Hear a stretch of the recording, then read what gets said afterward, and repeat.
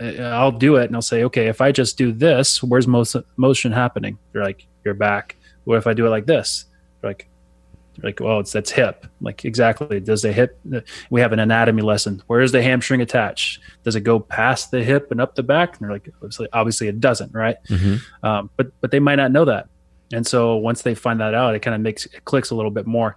You're listening to the Restoring Human Movement podcast, where movement experts discuss the latest evidence-based practices to help you and your clients move with mastery. And now, your host, Dr. Sebastian Gonzalez.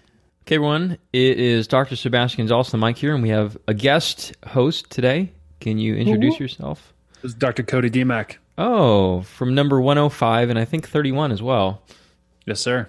Okay, so we got Cody a brand new mic today and headphones, so he's going to sound like he's in studio. Yeah, but I'm not. I'm in Dallas. But actually, your studio could be the studio. My studio is not the studio. It's true. I don't think this is an official podcast actually until I name the studio. Well, are you going to name it? I probably should. The Hole. Well, which hole? Okay, so the thing that we're going to go over today, and we're just going to go back and forth spitball, is that I know that you probably have had people just as I have with hamstring tightness or hamstring tears or how to rehab a hamstring, and it's just kind of tightness considerations down into the leg. And I know I just had someone today where they're like, they put their palms all the way in the ground. They said, my hamstrings are always feeling tight, you know? So I think we can probably go down this as for providers listening, they can kind of get some ideas of some clinical cases as well as what might or might not work. And if your patient's listening, then probably this will help with some insight of maybe how you can get your thing corrected. Yeah, I think one thing too for the providers out there, when you could go into this is, just like you should approach every other problem, is not just looking at the side of symptoms, so to speak. So if somebody comes in with a hamstring, you got to kind of look at it, take a step back and look at it from a bigger picture and realize that it may or may not be an actual hamstring thing. Right. And so as we get into that, we are going to cover probably a lot in this podcast. It'll be about an hour. But before we do you know about the first story you got to tell? Do you know about the stories, Cody?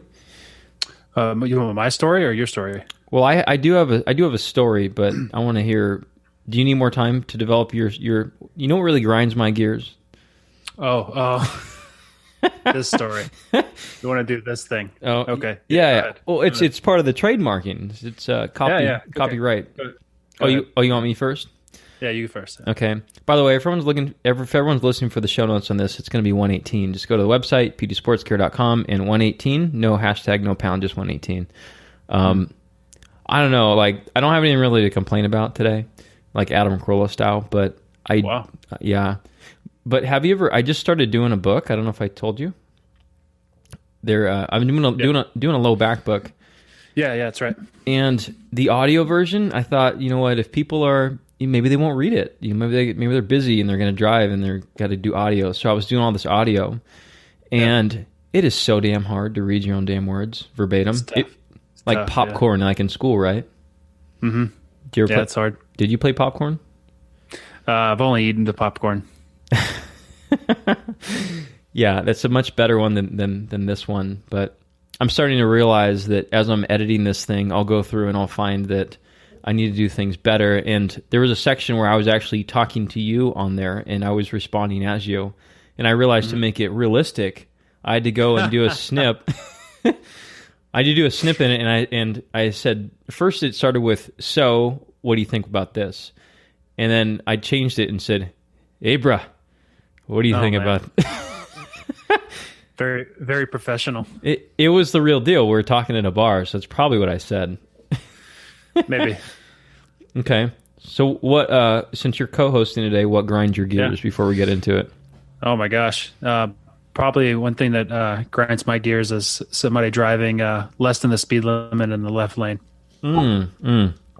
So do you go around them, or do you go in front of them, next to them, and tell them about it?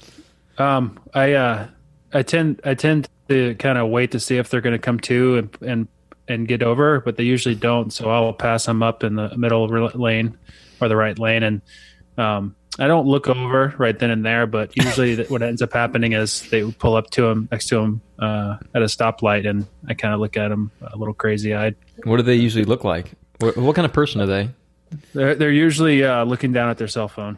Oh, they're that person. But at least though, since they're texting when they're driving, they're doing it. They're being cautious in driving a slower death bullet. Right, but they're really being incognito in the left lane. Right. Come on. Yeah. Yeah, we definitely have a lot. There's a lot of text drivers here. I try to look around. I used to do something called boat mentality back in the day. Mm-hmm. Yeah. And when you're on a boat, you look around, wave at people, they wave back. They're so friendly. And when you do it in a car, they think you're fucking crazy. Yeah, they think you're crazy. Yeah. They probably have hamstring tightness. They probably do. So, hamstring tightness. What is a good story that you have about a patient with hamstring tightness that can kind of lead us down a route here?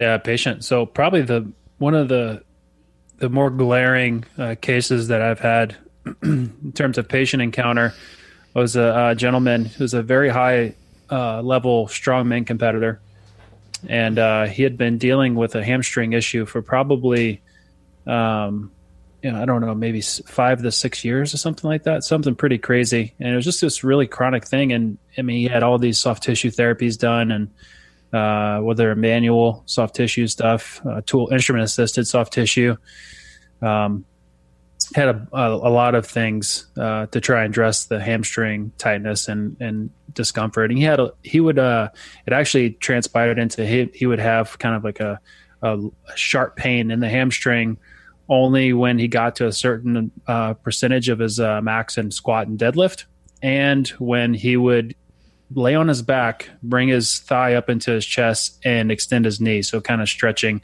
like somebody would do to try and stretch the hamstring. Mm-hmm. But he always had these maybe like a little creepy crawly thing down in the hamstring too. And he came into me. I'm like, well, has anybody evaluated your low back? And he said no. And so long story short, it ended up being some sciatic nerve irritation coming from the low back, and slumps was positive. Straight leg raise really wasn't positive until we got to kind of really that like almost 90 degrees and really dorsiflexion, and he would tuck his chin, and he would get a really good zinger down in the back of the hamstring. But it really inhibited his performance, and whenever he would go heavy on stones or he couldn't do heavy yoke carries, really when he started loading heavy, his hamstring would shut him down. Mm-hmm. So kind of long story short, we shut him down from all loading for quite a while just to let things calm down, because he had been continue loading this, and a big note here, his movement patterns were not very good. If I know he would look at his old videos of just doing a rack pull from not even at the knee, just above the knee, and it was just really, really bad. He had no lifter's wedge, it was fully rounded spine, and he was using his spine to drive hip extension essentially. Mm-hmm. So just kind of repetitive trauma issue, and so the low lying fruit was shut him down and start regrooving movement patterns. We went McGill Big 3 on him, started creating lifter's wedge into the physical industry strap. So just that isometric lifter's wedge. And he's back to full speed now, and he's competing at a really high level, and he's doing really, really well. He's an animal. Nice. You actually went through a lot of stuff there. Yeah. Just to note on that too, for any clinicians listening, all the stuff that Cody might have said that if you don't know what it is, we actually just recently videotaped all this stuff, so it will be available. I'll let you guys know when it actually starts to appear as well. So then, I'm just curious, because I was watching someone on Instagram the other day, a strong woman, and she was just dumping at the spine like a lot. And how do they get away with that? Like, do they usually feel okay and just have some minor hamstring tightness? No, usually strongman competitors are just wrecked. They feel wrecked. Their body's wrecked. They're always competing with injury. Mm-hmm. That's just part of the sport. That's what they say. It's just part of the sport. But they're almost, they're a different person in terms of mentality too. They're not your normal athlete. They're almost somebody would be in the military. in terms of they'll have nagging stuff, or they'll have like really extreme cases of pain, but their tolerance is much different than other people, than general population. Can I ask you, what was that strong woman doing? What event? It was mainly, I just saw mainly the training. Like, I don't like creeping people that long on Instagram. I'll kind of see, I'll go through the search, and then I'll just see, what's going on here? And she was dumping mainly with deadlift. Like, the squat actually looked fairly good, but it was just, I always think it's interesting when they're wearing these belts, and they continually just dump there, like, quickly. Yeah. And it's a lot of weight, and it looks like when they finish, they feel like they're excited. Yeah. Well, I mean, that's part of the thing too, is with this gentleman specifically, was interrupting the cycle of bad lifting, and, putting some money in his movement bank, so to speak, and save the dumping in the low back for the very high maximal loads. Unfortunately, they being the strongmen have to really, really load their body to prepare them for competition, because it is a grind. It is a hardcore grind, and it's intense. It's not for the normal person, that's for sure. But a lot of people, not just strongman, but power lifters and just some people in general, they're kind of hard headed, and they don't want to regress and take a step back and reevaluate their lifting form and how they actually start accumulating load over time and on the body. And sometimes, kind of like in Brian Carroll's situation, it kind of takes a big injury to kind of slap you out of your own ego and reevaluate your approach to things. Yeah. I always wondered too.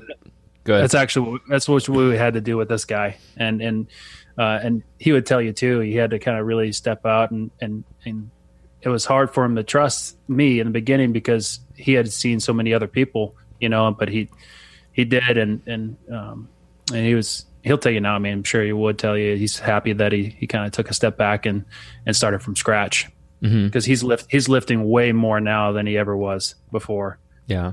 I don't think they can, way more. They probably, I'm sure they're fairly hesitant, because it's probably taking them a long time to get where they're at. And if they deload, they're going to think it's going to take forever too. Right. So with hamstring stuff with them, so you mentioned that the tests that you did, just clinicians out there probably know them like slumps tests, and you demonstrated like a straight leg raise. I was curious, with the toe going up, do you think that they can get away with doing the strongman competition if they were wearing high-heeled shoes? To take them out of dorsiflexion? Yeah, that would solve all problems, really. Well, that'd be a talent to do the stones and the stiletto stones. I think that would make a good T-shirt, stones and stilettos. So one thing with strongman is you can get a list of the events, but they're always going to throw a curveball in there. So whether that's they'll put a weight for an event, and then the last minute they change the weight to be something heavier. That would actually be really funny if they had stones, progressive loading, and then it was like stiletto stones. you have to load in stilettos. Yeah. There was actually, I saw someone recently put up a video of someone deadlifting in stilettos, and they turned their ankle. Yeah, I saw that. It's nasty. Yeah. Not smart. No. Well, it's for likes, okay? It's for views.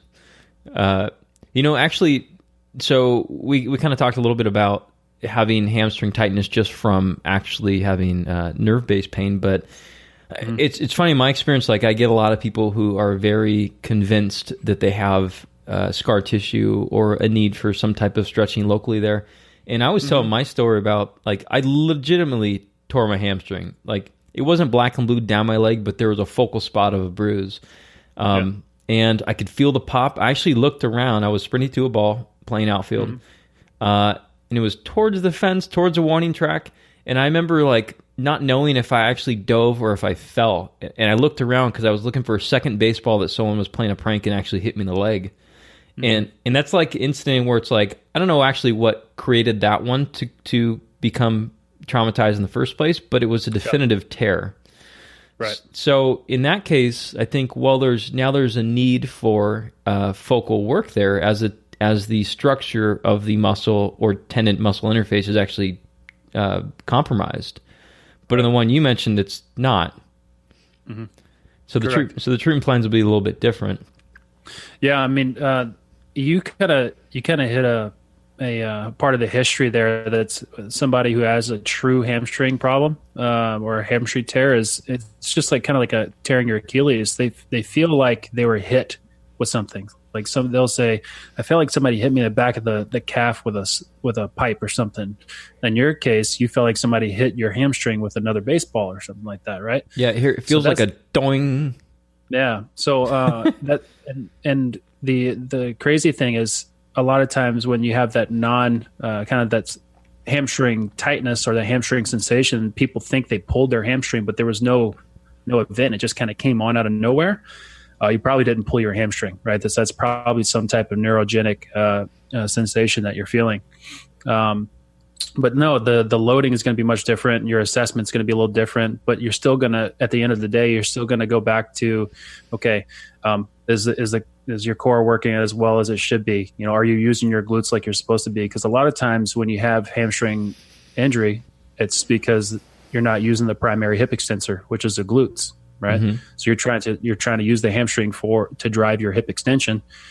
And track coaches and sprinting coaches will tell you you're trying to claw the ground with your hamstring. You're not going to be as efficient as you would be pushing the ground away using pure hip extension from the glutes.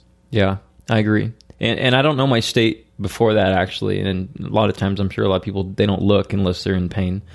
Right. But I'm sure something set off. That one was the right side. I remember it because it was the gas pedal. You know, the hardest thing is actually to drive. It's not driving fast. It's being in traffic and letting your foot up off the gas.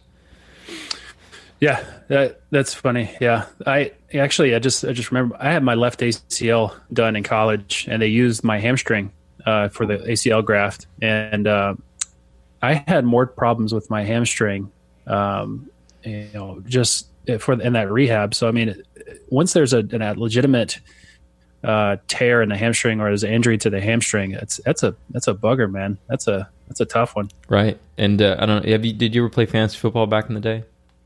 No, I'm not. I don't believe in fantasy football. Because it's a fantasy. Yeah. Well, there was Andre Johnson, which is always obviously a higher receiver, and it's always like a dare. It's like a dare. Like, should you pick him? And you always know, since with that hamstring thing, it was always like he's going to be out like 4 games. They're tough. They're really tough.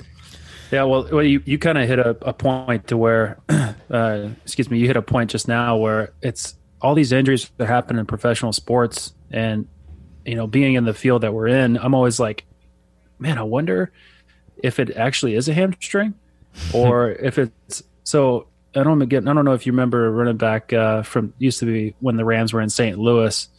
I'm blanking on his name right now, but his hamstring was always injured, and come to find out, Steven Jackson. Steven Jackson. Yeah, he had an S1.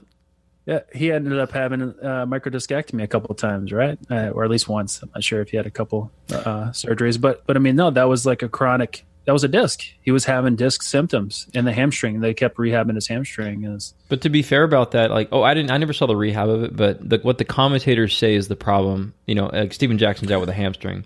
And, right. And then I think in the same time frame, it was Arian Foster. I think he actually released an MRI of his blown out hammy. So then you knew that one was kind of an actual hamstring issue. Yeah, right. Well, I think too, there's other injuries that pop up, like like hip problems. There's a defensive back who's an NFL whose career was basically ruined because he had a bunch of hip surgeries. And it was like, did he really need the hip surgeries? Because he never got better after the surgery, right? So you kind of take a step back and as I do, a lot of times the assessment there's no assessment that's just they're treating based off of an image. I mean, you can probably back me up on this. I mean, I've had a ton of patients, come in who've had surgeries, maybe for like a labrum in the hip or a labrum in the shoulder or something like that, and there was no improvement. And so when you do the assessment, it actually wasn't the labrum that was the cause of their discomfort where they have it. Right. And also the and taking a different route on that actually is I have a lady right now that she has some neck pain with she's golfing, so her head is relatively turning with the swing, and then so she had a past 10-year-old labral repair on the shoulder. So I would just come up and I would just kind of compact her shoulder together, just smash it together, and have her move her head. And she's like, "Oh, Mom, all my pain went away." And so I think it can also go the other route too, where now that you've had some type of compromise there or whatever created, maybe it's still there biomechanically, now it's affecting other regions locally. Yeah. Probably a point we should hit too, since we are talking about hamstrings, is that, so you mentioned the nerve-based, sciatic-based back rooting type of hamstring tightness, and I mentioned the actual tear. MRIs and images, x-rays are going to probably be negative on both. MRIs are going to be negative on yours, not mine, for the hamstring. Ultrasound is going to be negative on yours, not mine. Mm-hmm. And then you're going to have an MRI finding in their spine, and I might not. Right. So probably, yeah. Because people, I know a lot of times patients will kind of lean into that. Well, my image was negative. What the hell is it? Is it in my head and things like that, right? Right. So I know I see that as I've seen that the other way a lot too. I have a guy right now that he's very fixated on there's a tendon issue in his foot, or actually there's an issue with a tendon in his foot, but he's responding like a nerve-based pain. So he's like, well, my foot, my ankle. I'm like, it's not. It's normal. That's normal down there for you. It's just not painful, but your thing is the other thing. So I think a lot of times it's hard for people to see past the image when it's presented to them. Yeah, I mean that's our medical model, though, right? Is very reductionist, getting down to trying to find the thing that's wrong, but have a picture of it, and we can treat that.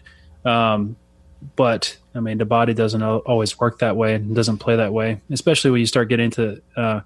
You ask people who study the brain, and they're like, "How's the brain work?" And it's so complicated, and they're barely scratching the surface of how learning how things work, truly how things are processed and pain. And when you start getting the pain too, it's like, man, open a whole nother can of worms, Right. So I think to take home for that, the guy with the foot that's responding to some type of nerve, is it more like a low back nerve thing or a peripheral nerve? He's giving him intra-abdominal pressure cueing reduces it. Wow. Yeah. So I mean, so spine probably, right? Probably. I mean, I don't have any supporting image, but no. But I mean, your assessment and your approach to care is core based, technically kind of spine a little bit, and it's changing what he's perceiving in the foot. Right. But obviously the image still shows the other thing, but probably. I mean, I'm sure it maybe has a contribution. We don't know, but actually, I had a girl years ago that came in. She was a college runner, and she had I was investigating for a stress reaction of a metatarsal head because she had foot pain right around the region. So I'm like, let's check it out. So we did an MRI, and we found Achilles tendonitis and peroneal tendonitis and posterior tibial tendonitis. So all these tendinitises all around, right? And I was like, "Did any of these hurt?" She said, "Nope." And about 2 months later, they did hurt. So, yeah. But the fracture was negative. Yeah, just open up a whole nother can of worms there, huh? Right. Yeah. So, I'm sure you've had runners with hamstring problems, right? Yeah, absolutely. What do you think about, is there a certain graded exposure you would give them with running? Uphill, downhill, flat surfaces, sand, types of shoes? Is there any considerations you usually kind of target? I typically, in terms of types of shoes, I just make sure they're kind of cycling through their shoes. If they're a distance runner, I'll have them either cycle through 2 or 3 pairs of shoes, and not just use the same one over and over again.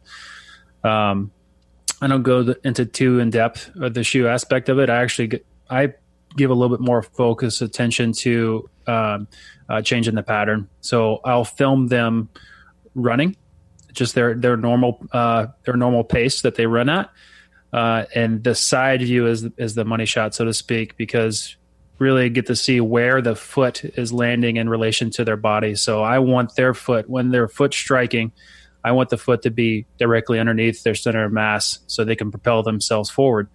Most of the time what you'll see with the hamstrings issues is they're kind of casting out a little bit more, and their foot contact is landing a little bit more in front of their center of mass. So they're having to try and use the hamstring to pull themselves forward. And I mean, over time, they just kind of wear and tear it, right? So I actually treat them like a sprinter. So I give them sprinting drills for foot contact specifically. And then my reintroduction into them running is doing sprint intervals. So their tempo is much higher. They're having to push the ground away, so to speak, and propel themselves forward. And then when we start transitioning them back into distance running, hopefully that the idea is to have that carry over into their running, so they're not just slothing down the path, so to speak. They're actually moving at a good tempo, to help reduce some of the strain on the hamstring and hopefully put more on the glute. Yeah, actually, I do the same thing. I know we haven't really talked about this yet. We haven't. Yeah. So sometimes I'll actually have them do more plyometrics, high knee drills, push the floor away, things like that. But also too, I have a stairwell right up in my office, so I just have them run stairs, and I tell them to pound the nail into the stair. Yeah, I like that. Yeah. And it seems like it works well, but for hamstrings, I think they're a little hesitant to going quick. So I just tell them about 75% sprint intervals and full recovery. And if they want to lollygag with like a fartlek or something like that, then they can do it. But I want some intentionful movements. Yeah, I mean, and if I'm working with an individual who has a strength coach or personal trainer, I'm trying to get that personal trainer or strength coach to hit the single leg glute pretty hard. So whether that's some type of or even like knee dominant exercise, right? So like a box step up or something like that, or eccentric box step down. Single leg deadlift with not straight leg, so with slack in the knee, but an emphasis on the glute, really trying to drive hip extension through using the glute and not so much as the hamstring. Now, I don't think we talked about this yet either, but the reason I'm asking, or I want to go down this route, is because if we have lay public listening, I feel like with running populations, they're a little bit more, especially weekend warrior style, they're a little bit less apt to use strength training or have coaches or whatever like that, because they're just my observation is that they just want to run. They don't want to lift weights. They just want to run. So I usually start them out with some type of like double leg fundamental movements. Absolutely. And then I'll trick them into carrying shit. And I'll tell them to get 2 JanSport backpacks, load them up with all the tools and random shit you don't use in your garage, walk them down the street about 50 yards, swing them between your legs and start doing some hinges, and then get on the ground and do some planks. Take a hand away. Tricking them into strength training, movement pattern stuff, right? Pretty much. And I'm trying to get them some volume on it. But I love doing carries with them, because it's like one thing they seem to resonate really well with is that they've been told about hip drop. So that'll at least address some hip drop without really having to go into too many fancy terms with it. Hip drop, specifically like a Trendelenburg, is that what you're talking about? Right. So when their belt line drops. So the pelvis will be uneven, so to speak. And from a mechanic, so I was listening. Something's going on out there. I don't know what it is. Good. And then from a knee perspective, are we talking about going further down? Then we have valgus, or knee drop, or a knee inward cave, and then we have all the biomechanical issues that go along with that. And then how can we really help? How can we really expect the hamstring to do its job well, even if the glute was doing its job well? Right. So, well, it's the devil pronation's fault. I hate pronation. I think we should get T-shirts made that say pronation but horns on it. Ooh, or get a brewing company, and then that'll be like, how they have horny devil. Yeah. We'll just say pronation. Ooh, we'll just make a bunch of biomechanical terms. Yeah. As the beers. Different beers. It's a good idea. Trademark. No, but I think you have the right idea in tricking them into doing some type of strength training. And that's basically what we'll end up doing in the office, is doing baseline fundamental movement patterns. Like you said, more than likely they're not they're not used to just regular movement pattern stuff. They're just used to running, right? And you and I know that if all you do is one thing and you don't do anything to kind of offset the other things, to offset the one thing that you're doing constantly, it's going to catch up to you in the end. Mm-hmm.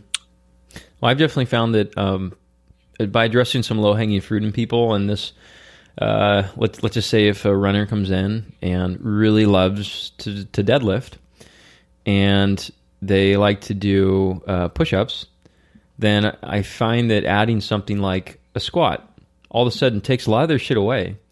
And they might have all these little aches and pains in their hamstring and whatnot, but you start implementing like a movement, which is like the kind of the hole in their puzzle, and it seems like it addresses a lot of their concerns. Yeah, I mean, it's the end John principle right there, right? So you want to improve somebody's performance. You in terms of carry on to the field, you look at their strength training program and do what they're not doing.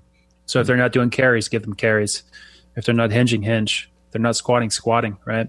But that applies over to everybody. It doesn't have to be an athlete. It could be general population. You know, if they're, I think we covered this in the recording over here. You know, it's you give them what they're not good at, or you give them what they're make them do something that they're not used to doing, and they improve. Mm-hmm. They get better, right? Just over time, and not over the course of don't force it over one day, but then do it over time. Right. Graded exposure. Yep. So I always ask them, so are you good at making any food? If you're not, then you should make me some. Or the floor is dirty here. Practice. When's the last time you vacuumed? Mm-hmm. Well, I like it. Yeah. You know, there's I've been doing some glute primers, by the way, with some people, and so I'll have them on the ground on their back, and I'll just act like the mini band, but I'll try to force them together, right? Force their knees together. So people have been struggling a little bit, and they don't want to fight me. So I just tell them for each person, I try to figure out something they really like, or something that they're good at. And so when I force them together, like I'll say, hey, I want a ham sandwich. Can you make me, if I put your knees together, I want you to make me a ham sandwich, or I want a tomahawk steak, or I'm going to take all the money out of your change compartment in your car. Yeah. I steal one from Dr. Mark Chang. And I say, imagine you have a band around your knees, and if you break that band, you get an unlimited debit card that doesn't expire. Is it a heavy band? It's a heavy band, yeah, and that usually gets the job done. Yeah. So, well, I've been telling them with sumo walks, if they break my band, then I want them to buy me a steak. Yeah. So, I mean, that brings up another point too, is that if they're breaking the band, they're doing a couple things, either dragging on the ground so that the tempo is off, right? Or they're taking too big of steps. Mm-hmm. Right. So, well, I don't want them to do either. Correct. Because those bands are, I mean, they're not that expensive, but they're not cheap either. Well, if you're breaking one or two every day, and ends up adding up a little bit. Dude, so. I told you this kid broke 2 bands the same, like within about 10 steps, he broke 2 bands. Take off the band, you're gonna get clamshells. Yeah, you're gonna do easy stuff here. Yeah. Okay, so we covered MRI's positive, negative. We covered neurogenic based hamstring and actual hamstring tears. Right. What else? With that, so actual hamstring tear. In terms of loading, so myself, I tend to start. When we started loading, I started with a little bit more eccentric loading manually. Let's say we're now past the beginning phases of loading a hamstring. We're starting to get a little bit more dynamic. Do you start implementing any kind of neurodynamics into the rehab? Yeah, I usually will have them do some type of like P&F style, and then they can use the like ankle kind of movement to, I guess, slide some things through. But honestly, I don't really try to. Actually, we should back that up in case people don't know neurodynamics. We're talking about like nerve flossing and whatnot. I really try not to give them any more. I try to trick them into it by some type of warm up. Basically, kind of backtrack even more on that nerve flossing. Basically, what you would do is, if you can imagine, you have a rubber band from the top of your head, and it goes down the back of your neck, down your back, down your low back, across in your glute, down the back of your hamstring, all the way to the bottom of your foot. If you you're sitting down and you kick your knee out, you put tension on that rubber band. But if you extend your head, you just taking tension off of that. So imagine you're flossing your teeth. You don't just tense the floss. You move the floss from one end and the other. Yeah, it's a good description. And also, too, your teeth don't move when you're flossing. You have to have whatever's trying to floss through stable. Stable. Bingo. So that's why I'll use the ankle a lot of times. I'll use the knee sometimes. We're talking about hamstring, possibly actually that, or I guess lumbar spine too would probably work in there as well. Yeah. But I don't try to trick him into it. I think I've been I try to trick him into it because I think I've been screwing up lately with, a lot of times through my exam, I'm troubleshooting. I'm trying to figure out data points on things. So I'll try things. And then a couple things will work. They're like, well, how many of those should I do? And I'm like, well, just do this one. They're like, what about the other ones? You know? And so they have this whole database of things they can try. And all of a sudden, a couple weeks later, they're like, what I forget all the things I should be doing. I'm like, just do the ones that work for you. So right. I'll try to just kind of change their warm up a little bit to integrate more of a neural slide and get some quote unquote flexibility back. But yeah. Do you use anything specific on that? In terms of flossing? Yeah. Yeah, I'll floss just in case. There, you know, and just you know, it doesn't look like it. Do you have bacon this morning? I floss after every meal. But no, I'll floss them just to make sure there's no, you know, just in case if there's any scar tissue starting to kind of build up that's close to any type of nerve. I don't want any. I want it to move well through there. So with your disc people, then at what point? How would you figure out when is a good time to bring them into that straight leg raise? It depends. That's a tickle the dragon. That is you're tickling a dragon's tail, right? That's what McGill says with nerve flossing, because you might get away with it, but you might get burned. So it really does depend on where that person's at and their sensitivity. You know, if we can move them through a range of motion that's pain free and they don't have any tension or tightness or anything like that, then we can play with that range. I don't like tensioning too much. I really don't. I think even though the theory I think behind that would be to reassure the patient if they feel tension there, kind of decreasing perceived threat. So maybe we're going a little bit psychosocial there.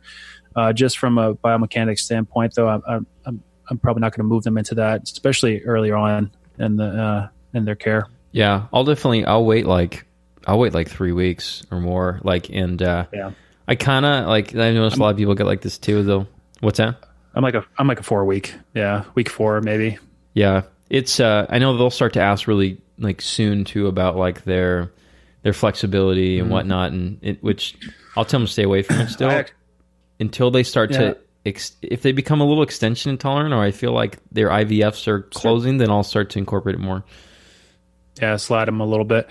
Yeah, I would say I'd put a little bit more. My tensioner, so to speak, on this on disc patients are almost like a deadlift, essentially, but more of a hip dominant deadlift. So not necessarily an RDL, stiff-legged, but just slacking the knees. So a little bit of tension back there. But I'm trying to load them. I'm trying to load them as fast as possible. So then, as we can, let me make sure I'll probably reframe that a little bit. So you're increasing the range of motion by adding load through a typical movement or an exercise. Correct. Yes. Since usually I think you will, or at least I will, I'll do deadlifting from blocks or higher platforms. Mm-hmm. Will you then drop the weight a little bit and just do more of a therapeutic full range of motion to get more range from that? Not necessarily. I think I would probably keep the same weight, but I would just start decreasing the height as long as they can maintain tension. And if I can get them just to lock into a nice position at the bottom, do that a couple times, and then I'll have them start lifting through that range of motion. And then we start increasing the degrees of freedom, allowing them to get a little bit more range of motion through that. Mm-hmm. Just to, I think we'll hit this a couple times. I'll hit it different ways, and if you want to ask me to, you can. Yeah. So you're saying we're going to stretch the hamstring. By not stretching the hamstring, we're going to do an exercise. Correct. What is the best way to stretch the adductor? Front planks. Front plank. I told you the story about how someone was trying to pin me down for this. Yeah. Yeah, you just move deeper. into the movement. Or I would unweight it at least for safety, or at least body weight. Yeah. A squat. So squat. Do you think there's value to static stretching? I think there's a time and place, maybe. Yeah. Okay. How do you feel about doing some like PNF, contract, relax stretching, and then going into RDL? You down with that? Yeah, maybe. Yeah. Okay. Again, I mean, there's no bad exercise. There's right. Everybody's different. You never know when something's going to come up. Mm-hmm. You know, I never said I would do a posterior pelvic tilt. I said that. Oh, excuse me. I said I would never do a posterior pelvic tilt, and lo and behold, probably like year 4 in practice, I was like, man, I'm going to coach a posterior pelvic tilt here. I can't believe this. And I did it. And it worked, right? But then I pulled them off of that as fast as possible because that's what they needed at that point in time to get the outcome that I needed. So you never know. You have no idea. How did you demonstrate that? Was it a Travolta move like Boogie Nights? Is that Boogie Nights? When they're in the little the class. Oh, I'm thinking of the cover to the movie where he's really trying to flash that buckle. Mm-hmm. A little different. A little different. Less weird. I don't know. I think that people really like those odd cues. Yeah. Yeah. Well, it sticks in the head, right? Yeah. I'm trying to think of some. Do you have any good cues lately? For what? For anything. Yeah. Well, I do. Like I'll pull out a Dan John classic and I tell him, if I can get underneath, so I'll have him go down for a low diagonal sit and emphasizing the knee support position. Mm-hmm. So, and I tell them if because I'm working with students right now, right? And so I'll tell them if I can get my hand under here, you have student loan forgiveness right here. If I can get my hand here, it's mine. That usually gets the job done. Or I go to the Dan John classic. If I can get my hand under here, you kill a puppy. Yeah. Don't kill a puppy. And so that usually gets the job done too. We have. Did I ever show you my Stanley Shark? He's the office mascot. No. So there's a bunch of stickers when my friend makes these stickers called Stanley Shark. So everyone loves, the kids love Stanley Shark. So there's all these stickers sitting up there from the kids come in, they take them. Even adults take them. So I'll put Stanley kind of in front of people like deadlifting that are like kind of peering out too far or too up and whatever. So I'll put Stanley in the correct spot and he's got these little beady eyes. And I say, you're in a staring contest with Stanley. Mm-hmm. If you blink or you don't look at him, he's going to kill a corgi because everyone loves corgis. Yeah. I don't know. I don't know too many people who love corgis actually. Well, they have corgi days. Like I don't like corgis because they look very inefficient as for doing anything. Right. Yeah. But I got a question for you for the hamstring stuff here. No. Perfect. Perfect. All right. Oh, that was it. Moving on. That was your answer. But no. So you were talking about static stretching earlier. How often are you giving your distance runners static hamstring stretching? I don't really give it, honestly, because I feel like they're doing enough. Like they're doing it already. Like you look around a group of runners like that are anywhere around the curb, and there's like 15 of them, like a bunch of crows on a pole, all stretching their calves. So right. I don't bother. I like the low hanging fruit. I would rather them do some type of like some type of dynamic warm up, maybe get the hips going. I tell a lot of the people that come in here that like what do you do before you play baseball? I'm like I do basically what we did right now.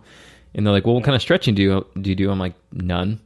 I'm like, how do you get good for a baseball swing? You swing a bat in the batter's box. Yeah. So I usually don't give them much at all. But if they're down with it, if they want to keep it, they can have it. But I'm like, just add a couple of these things in here. Yeah, I always have the if it feels tight talk with them. Right? If something feels tight, it means it doesn't need to be stretched. We need to take the opposite approach. So, I don't try and pull them off of the static stretching completely all the time. Depends on the person, because they read everywhere, and so I don't want them to not listen to me on some other important things. So I'll actually teach them how to stretch maybe a little bit more proficiently. So less low back and more hip. Mm-hmm. So instead of going to touch their toe with their foot up on a chair, instead of touching their toe with their hand, try and touch their toe with their belly button.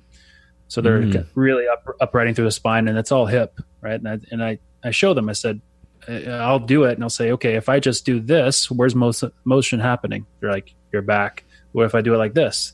They're like, well, that's hip. I'm like, exactly. Does the hip?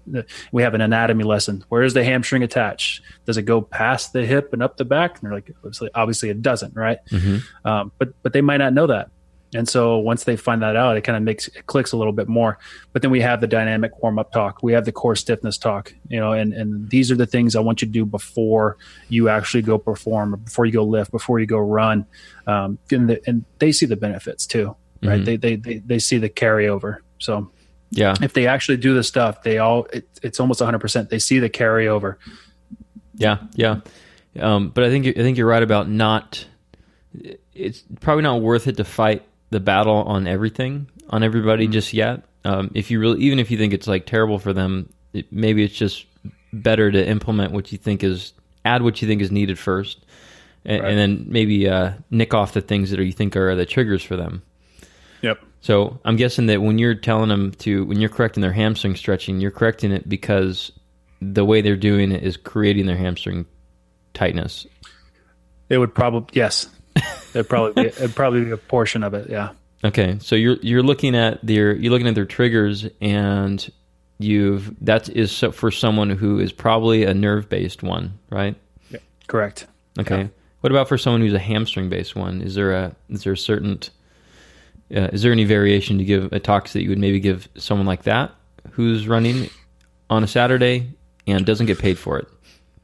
Right. Well, I mean, if it's a true hamstring injury, and you don't want to be told, you don't want complete flexibility necessarily in a hamstring, but you also don't want total stiffness. So if there is some type of mobility thing that you have to do to kind of regain maybe it's not necessarily mobility, maybe it's just making the hamstring a little bit more supple and pliable.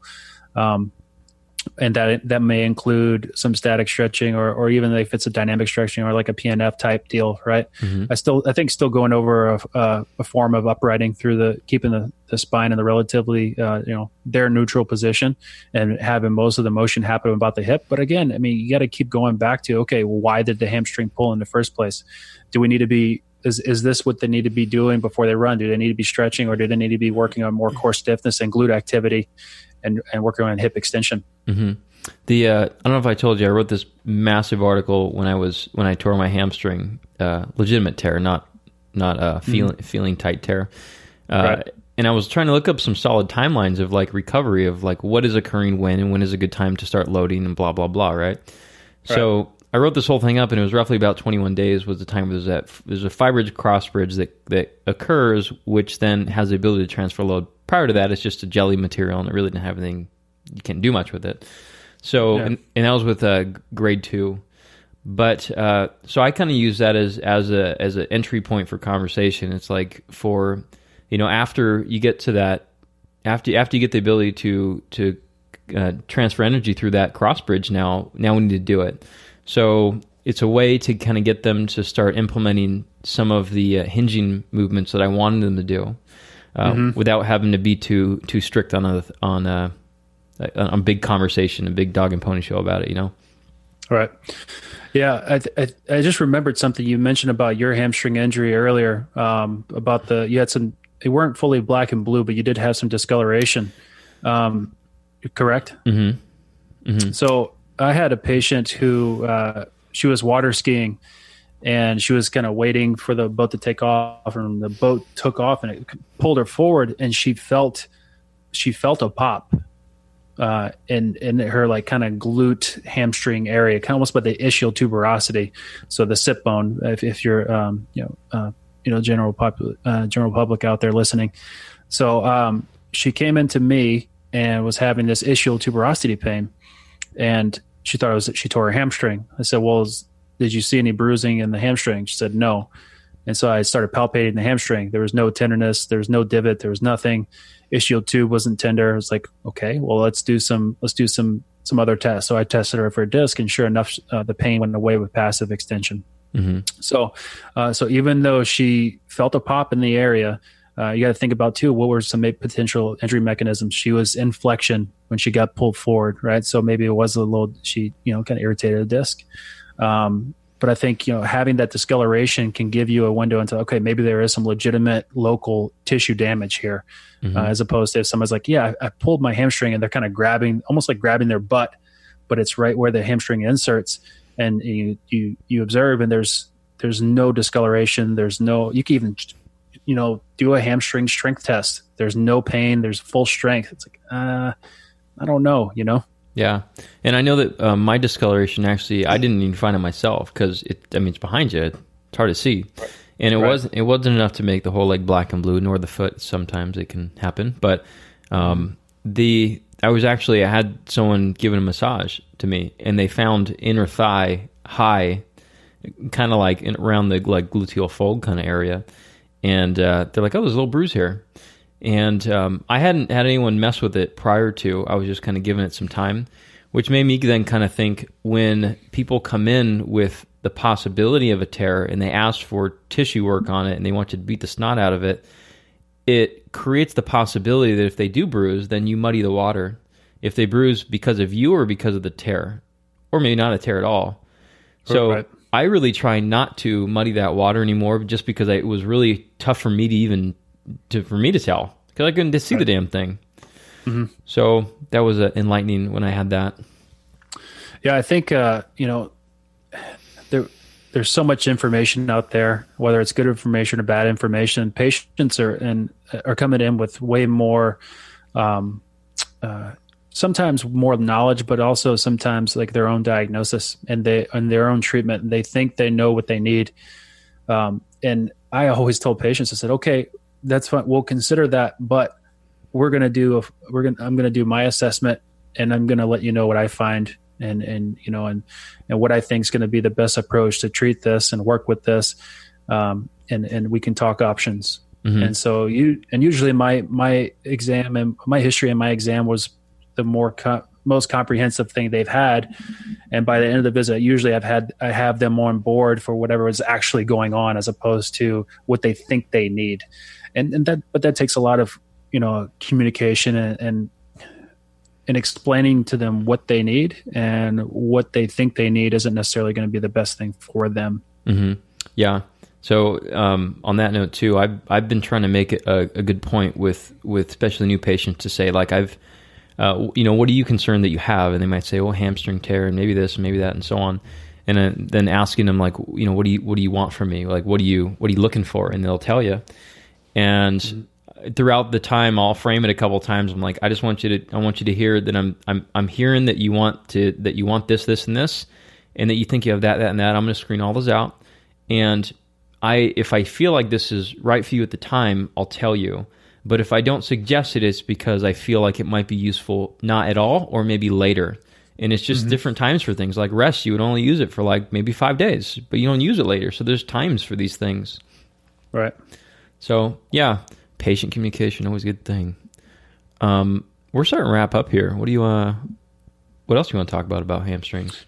Well, I think I just kind of brought up the ischial tube thing, the ischial tube discomfort. In chiropractic school, I was treating a couple track athletes in the clinic, and this one guy in particular, he was a junior Olympian, but he missed his entire junior year with a hamstring injury.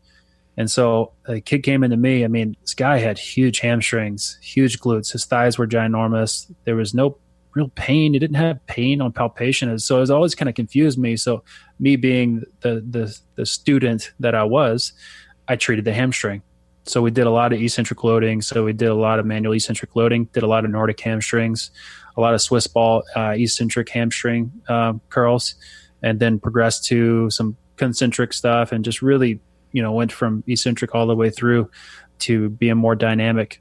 And he kind of kept having this ischial tube thing come up. And then about halfway through the senior track season, I started seeing the two other guys on the 4x1 relay team. So 3 out of the 4 that were on the 4x1 relay team were coming in to see me.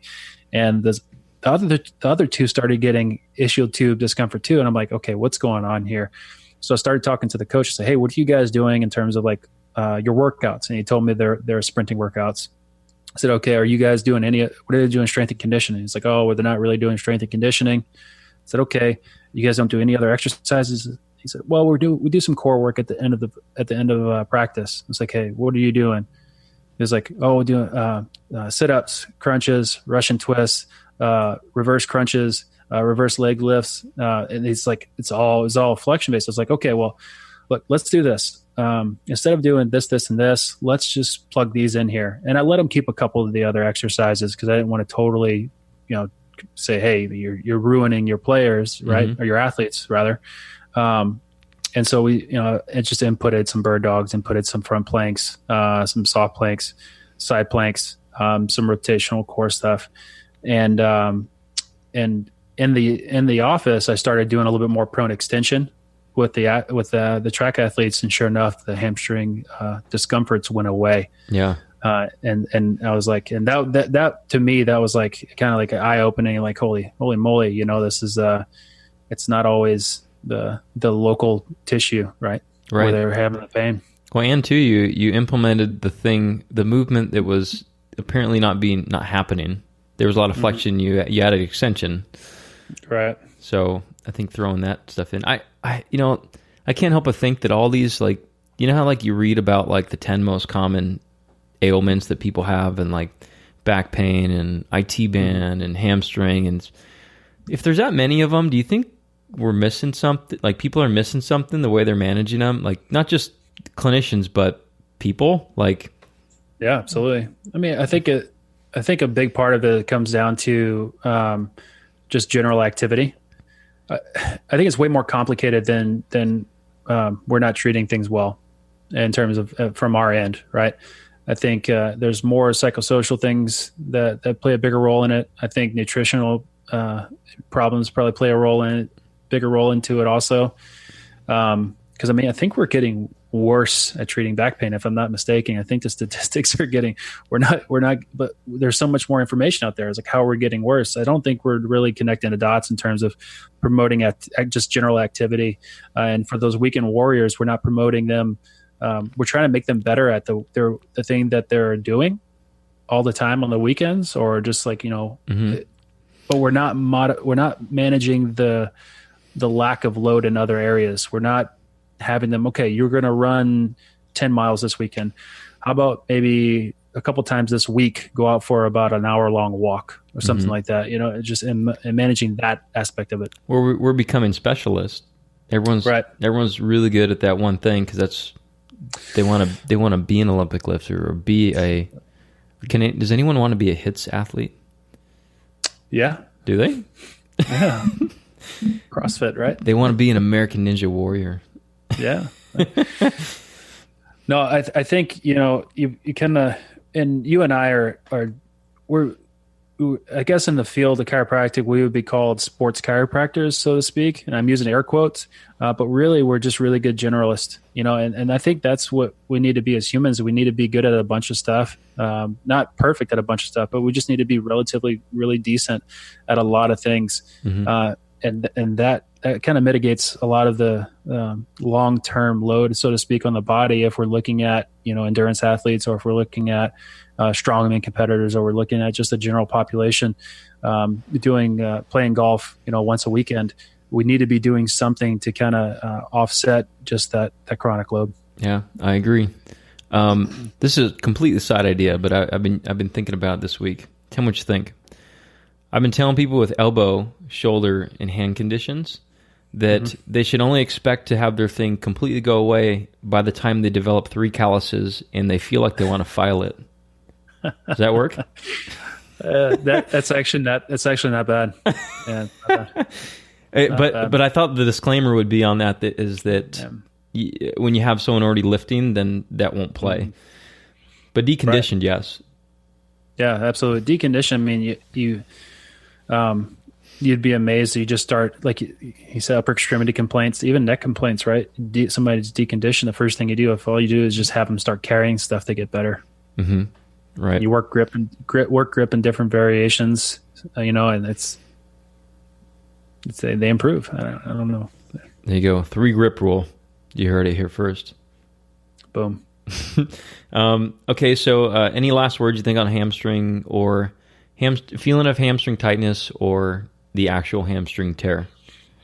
Yeah, I mean, for the practitioners out there, always consider a potential mechanism of injury. I know it sounds silly, but we can a lot of times we get caught in trying to get people in and out as fast as possible, and just truly find out if there's an actual mechanism and not just take their word for it in terms of they have a hamstring pull. Always look at it from the light. You got rule out a disc, essentially, if there's some type of hamstring tightness. I mean, I think you're doing your due diligence by doing that. And then just taking a full movement approach, not just working if there is legitimate hamstring injury, like a tear or pull or something, taking the approach of making sure the glutes are in line in terms of efficiency for hip power, hip extension, and core stiffness. Yep. I think a couple things I'll add, at least my general rules, is that I've been bad at this in the past, is that sometimes I'll get married to a diagnosis and I'll kind of go in thinking, oh, we're going to do this. And like you look at their paperwork and it's like, yeah, it's still going to be that. And then you get in, you're like, it doesn't look like that, but I want to fit it in that box. I still want to do it.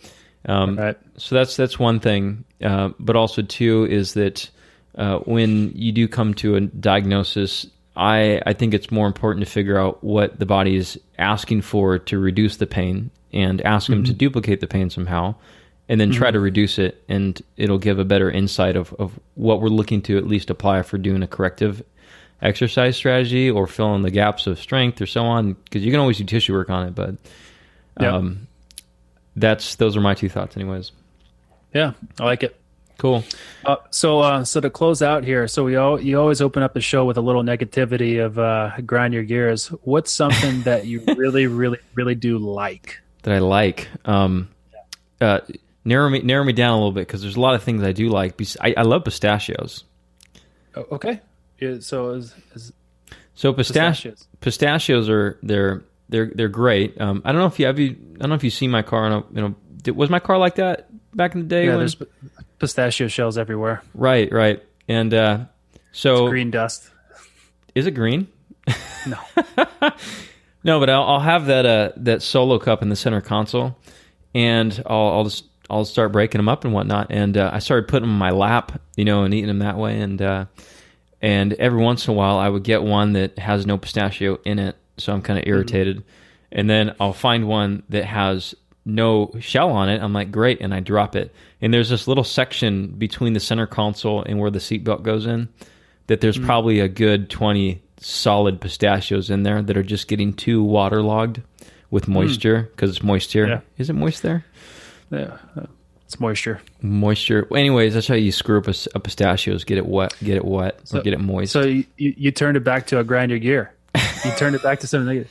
This is something that I really like. I love going to a restaurant when you're obviously with you're not going to be on the same check. There's a couple couples, or there's obviously, and we're in like mid-30s. Nobody's going to be like the dad picking up the check, right? I love it when a waiter or waitress asks, "Are you going to be on separate checks today?" Love that. Love it. Love it. They didn't ask us. They didn't ask us when we went, right? Yeah. That lady that liked cornbread. Mm-hmm. Yeah, absolutely. She did. Yeah. I love that. And that's good. Have you been a waiter before, by the way? I haven't, no. It's the biggest pain in the ass to split a check. So when they ask, they're really good at their job. Or when they do it. I think it's just a system thing. I think if you don't have the system at the restaurant to make it easier, then that's a system problem. Yeah. Well, gosh, now you made it negative again. I didn't. You did. Never. You trying to flip the script here? Good stuff, though. I think we covered a lot of good talking points today about the hamstring stuff. Right. Well, cool. Then I'll tell everyone how to find it, and then